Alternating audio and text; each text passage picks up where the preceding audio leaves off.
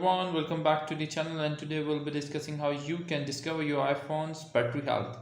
What you need to do is you just need to go to your settings. Another settings, there is a battery option here. Just tap on it and you see an interface like this, and then there is a battery health option here. Just tap on it, and under battery health option there is a cycle count which is 43. It means that my battery is nearly new. Apple suggests that if you completed your 500 to 600 cycles, your battery health will remain at 80% of its original value.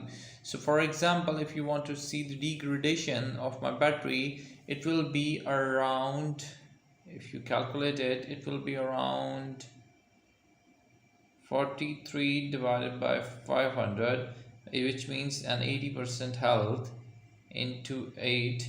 It means that my battery health might be less than 2 or 3% degradation.